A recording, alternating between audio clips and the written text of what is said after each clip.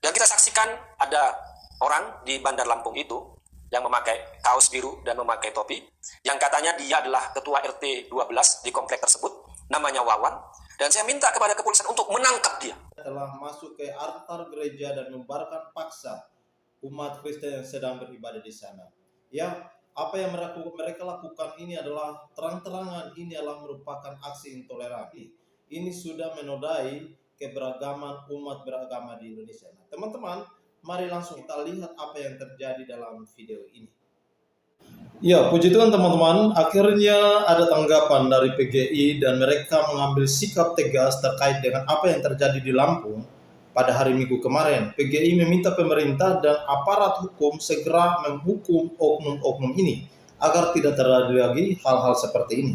PGI minta pemerintah dan aparat keamanan untuk tidak membiarkan kasus-kasus seperti ini terus berulang di bangsa Indonesia ini, terutama kepada umat-umat Kristen yang selalu dibubar paksa yang sedang beribadah di tempat mereka.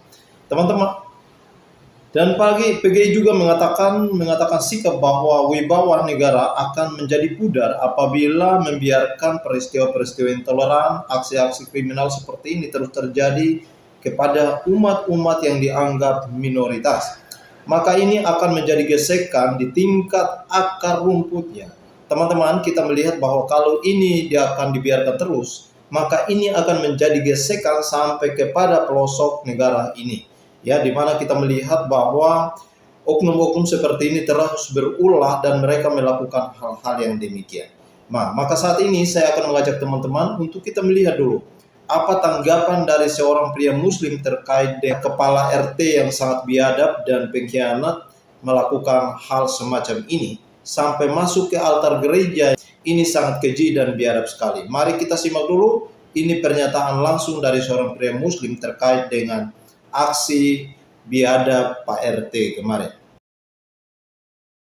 Shalom, Shalom Aleichem, Om Swastiastu, Namo Buddhaya, Widedong Cien, Rahayu, Salam Nusantara. Kembali terjadi lagi peristiwa yang menyakitkan dan menyedihkan. Ibadah hari Minggu jemaat gereja Kristen Kemah Daud di Bandar Lampung dihentikan paksa. Ini merupakan peristiwa yang menyedihkan dan menyakitkan. Ibadah pemujaan kepada Tuhan dihentikan secara paksa. Dan respon jemaah seperti yang kita dengar di awal video ini, ada seorang ibu-ibu yang menangis histeris dengan mengatakan semoga pelakunya dimaafkan. Bagi saya sendiri sebagai seorang muslim, mencoba membayangkan bagaimana kalau ibadah hari Jumat, sholat Jumat. Karena ibadah hari Minggu itu setara dengan ibadah hari Jumat, Jumatan. Bagaimana kalau waktu khutbah, khotibnya tiba-tiba dihentikan. Atau waktu sholat Jumat sedang ruku atau sujud, tiba-tiba sholat dihentikan secara paksa. Coba kita bayangkan betapa menyedihkan dan menyakitkan peristiwa hal ini. Dan ini terjadi lagi setelah Pak Jokowi sudah menegaskan bahwa konstitusi kita tidak boleh kalah dengan kesepakatan. Bahwa konstitusi kita pasal 29 ayat 2 sudah menegaskan kemerdekaan beribadah, memeluk agama dan menjalankan ibadah. Itu sudah jelas dalam konstitusi kita. Kita juga harus membedakan antara hak beribadah dengan aturan pendirian rumah ibadah. Bisa jadi dalam masyarakat ada masalah, ada konflik, belum adanya titik temu soal pendirian rumah ibadah. Tapi itu tidak menjadikan hak beribadah bisa dihilangkan dan dinafikan. Karena hak ibadah merupakan hak yang mutlak. Hak-hak dasar manusia, hak asasi manusia, HAM. Hak beribadah, memilih agama dan menjalankan ibadah sesuai dengan agamanya. Itu hak mendasar. Tidak boleh direnggut. Tidak boleh diambil. Jadi kalaupun ada masalah dengan pendirian rumah ibadah, tapi ibadahnya itu tidak boleh dilarang. Misalnya ada masalah dengan pendirian gereja, kita selesaikan. Tapi kalau orang Kristen mau ibadah, mau kebaktian, tidak boleh dilarang. Atau juga ada masalah dengan pendirian musola atau masjid. Nah, orang Islam juga tidak boleh dilarang sholatnya. Sholat lima waktunya tidak boleh dilarang. Ibadah Jumatannya juga tidak boleh dilarang. Hanya dengan alasan masalah musola, masalah masjid menjadi masalah di pendirian. Nggak bisa. Ini yang harus kita bedakan. Yang harus kita mengerti bersama-sama. Kemudian juga kalau aturan, misalnya dalam peraturan bersama Menteri nomor 9 tahun 2006, soal salah satunya di dalamnya adalah pendirian rumah ibadah, kita harus membaca secara seksama. Ada di pasal 14, di ayat 3, pemerintah daerah harus berkewajiban memfasilitasi pendirian rumah ibadah. Itu sudah jelas.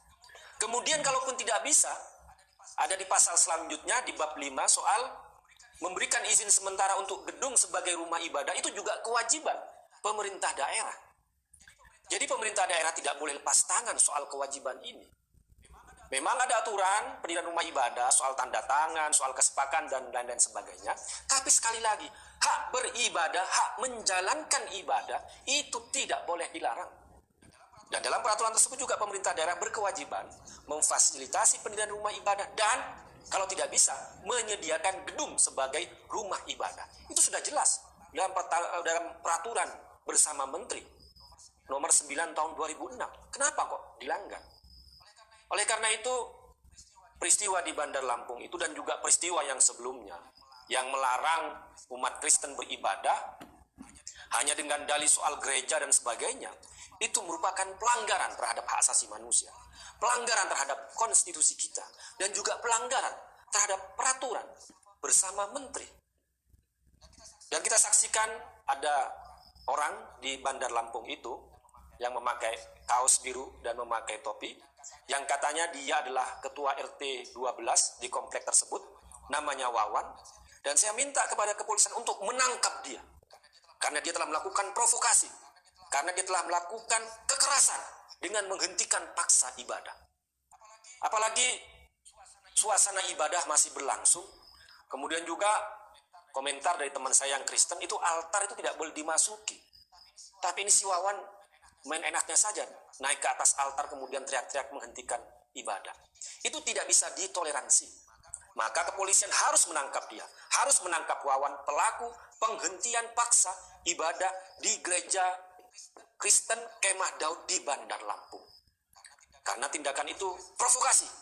Kita tidak mau ada reaksi atau balasan dari pihak yang lain yang bisa mengancam kerukunan umat beragama di negeri ini.